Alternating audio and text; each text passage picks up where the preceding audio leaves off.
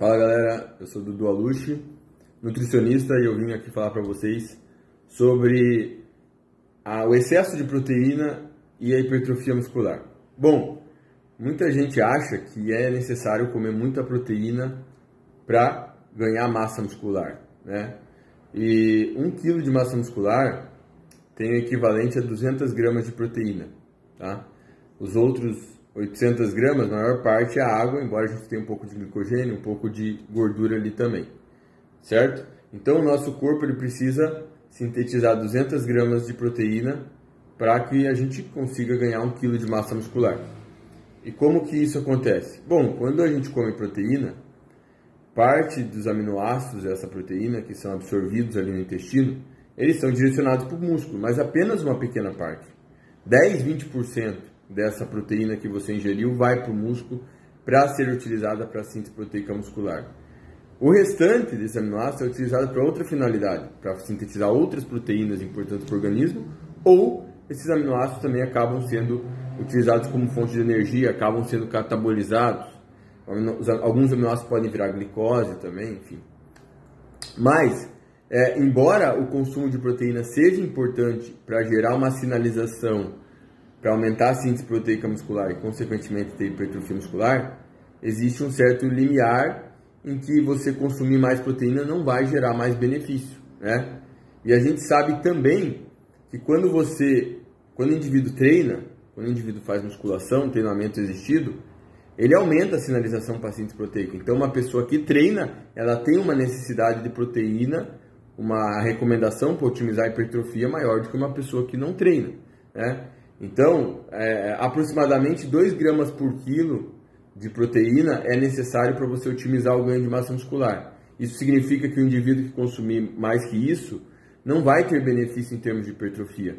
O que acontece com esse excesso de proteína acima de 2 gramas por quilo? Normalmente esse excesso vai ser catabolizado, ou seja, vai ser utilizado para a produção de energia. E os estudos eles mostram isso através da avaliação do balanço nitrogenado, porque quando uma pessoa consome muita proteína e essa proteína não é aproveitada pelo organismo, a gente consegue ver uma maior excreção da ureia, né? Isso significa que essa proteína não está sendo aproveitada pelo organismo. Então, é claro que um indivíduo que usa os hormônios também estimulam a sinalização para a síntese proteica, mas mesmo no uso de hormônios, os esteroides principalmente, essa sinalização ela tem um certo limite, né? E ao mesmo tempo que os esteroides aumentam a síntese proteica, eles também reduzem a degradação. Então, uma pessoa que faz uso de esteroides, eles otimizam o uso de proteína pelo organismo. Por isso que mesmo um usuário de esteroide, ele não vai precisar de uma quantidade muito grande de proteína. Então, essas quantidades acima de 2,5, 3 gramas por quilo de proteína, provavelmente não são aproveitadas para a construção muscular. Então não é porque um cara grande usa muita proteína que isso está otimizando o crescimento muscular dele. Esse indivíduo é grande por vários outros fatores, principalmente o potencial genético e a consistência ao longo dos anos.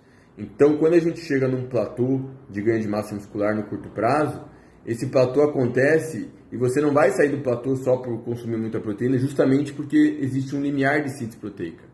E para quebrar esse limiar da síntese proteica, é necessário tempo de treino para gerar novas adaptações musculares, para criar um novo potencial para aumentar a síntese proteica muscular na frente. Por isso que a hipertrofia é um processo crônico, é um processo lento, é um processo demorado, quando a gente fala de grandes ganhos de massa muscular, tá certo? Então, pessoal, não se iludam, não é o excesso de proteína que faz alguém ficar grande, que faz alguém ganhar muita muscular. Quando você tem uma grande quantidade de proteína acima de 2, 2,5 gramas por quilo, provavelmente essa proteína não vai ser aproveitada para a construção muscular. Esse excesso de aminoácidos vai ser catabolizado e utilizado para produzir energia. Valeu, abraço!